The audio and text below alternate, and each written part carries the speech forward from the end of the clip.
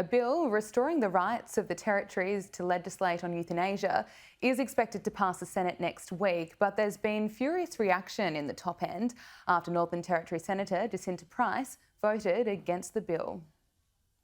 The Northern Territory became the first Australian jurisdiction to legalise euthanasia in 1995.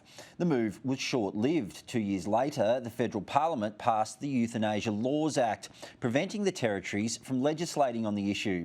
25 years on, those rights could soon be restored. Territorians are sick of being second-class citizens, and this legislation, once passed, will ensure that we've got the same rights as everyone else. Federal Labor MPs Luke Gosling and Alicia Payne have introduced a private member's bill to restore territory rights.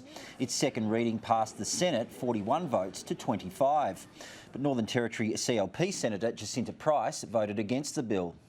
There has been very little in the way of safeguards with regard to some of our most vulnerable members of this country who reside in the Northern Territory, where I'm from. Senator Price says she doesn't believe the Northern Territory government can be trusted to legislate on the issue. I also recognise some of the very dire decisions that the current Territory government have made with regard to the lives of some of our most vulnerable. Her comments sparked an angry response in the top end. Absolutely shame on Jacinta Price. Polls in the Northern Territory have consistently shown more than 70% of residents support the return of the right to legislate on euthanasia. She should be speaking for Territorians. We should have exactly the same rights to make our own decisions here in the Northern Territory. It's an absolutely disgusting response from the Senator. It's not just the Labor Party that is criticising Senator Price. The Country Liberal Party was in power when the Northern Territory legalised euthanasia, and several party members have contacted Sky News to voice their anger at the Senator's decision.